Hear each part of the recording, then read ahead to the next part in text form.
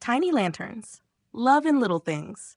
This is a story about a young lantern maker who longs to illuminate an entire city with one grand gesture. Instead, he learns that the smallest lights quietly given can reveal that no extension of love is ever insignificant. In the city of Bellamere, people loved festivals. They loved towers draped in silk. They loved fireworks over the river. They loved enormous lantern displays that made the streets glow like sunrise. Elior, the youngest apprentice in the lantern shop, dreamed of creating the greatest display Bellamere had ever seen. Not a few lanterns. Thousands. He imagined the mayor praising him, musicians playing, children cheering, and everyone saying his name with wonder. One day, he told his teacher, Mara, "I will light the whole city." Mara trimmed a wick and smiled. Perhaps. That answer annoyed him. He spent months sketching grand designs. Lantern arches, lantern bridges, lantern trees, lantern birds suspended over the square. Everything had to be breathtaking. Everything had to be remembered. Meanwhile, Mara kept giving him smaller tasks. Repair this cracked lantern. Deliver this one to the widow on Harbor Lane. Hang these 3 outside the clinic. Replace the candle in the alley shrine. Elior obeyed, but inwardly he burned with impatience. He did not want tiny tasks. He wanted greatness. One rainy afternoon, he finally spoke. "Why do you keep sending me to corners no one notices?" Mara looked up from her workbench. "Do you believe light is wasted if fewer people see it?" "That isn't what I mean." "Then what do you mean?" Elior hesitated. "I want my work to matter." Mara nodded slowly. "And you believe it matters only if it is large?" He said nothing. That winter, the city announced a festival contest. The winning lantern maker would design the great river display. Elior's heart leapt. He worked day and night. Gold paper, painted glass, silver frames, a magnificent floating lantern shaped like a rising sun. Surely this would be his moment. On the evening of the judging, wind swept through Bellamere. The river rose. One by one, the great display lanterns tipped, tore, or blew out before they reached the bridge. Elior watched his shining sun spin sideways and sink into the dark water. The crowd gasped, then drifted away. He stood frozen on the bank, humiliated. Later, he returned to the workshop, soaked and silent. Mara was waiting with dry towels and warm tea. "I failed," he said. "Did you? It was ruined." "Yes, so I failed." Mara handed him the tea. "Or perhaps you were disappointed. That's the same thing." "No." He frowned. "It matters." She let the silence sit between them. Then she asked, "Why did you want to light the whole city?" Elior answered quickly, "So people could feel joy."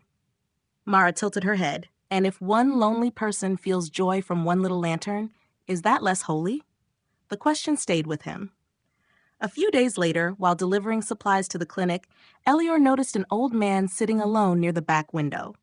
No visitors, no flowers, no one speaking to him. Without thinking much about it, Elior returned that evening with a tiny lantern no bigger than an apple. Its paper was painted with a crescent moon and 3 stars. He left it on the windowsill. The old man looked at it for a long time. Then he smiled. The next week, Elior made another. A little blue lantern for the girl above the bakery who was afraid of storms. A green lantern for the night watchman at the city gate. A warm amber one for the cobbler whose wife had died that autumn. A bright red one for the school cook who always stayed late alone.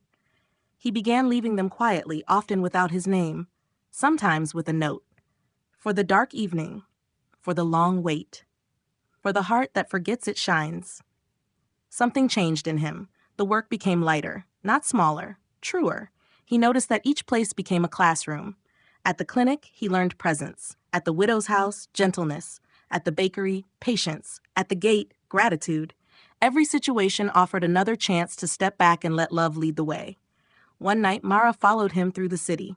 She watched him place a tiny lantern beside a bench where a tired mother rocked her sleeping child. When he returned, she asked, "And how many saw your masterpiece tonight?" Elior looked across the quiet street. The mother had noticed the glow and was smiling through tears. He smiled too. Enough. By spring, Bellamere had begun whispering about the tiny lanterns appearing in unexpected places. People never knew where the next one would be. In a stairwell, on a doorstep, in a hospital window, beside a tired shopkeeper's till, near a lonely seat in the chapel. The city was not illuminated all at once. It was touched one small kindness at a time. At the next festival, the mayor asked Mara who had made so many beloved lanterns. Mara turned toward Elior.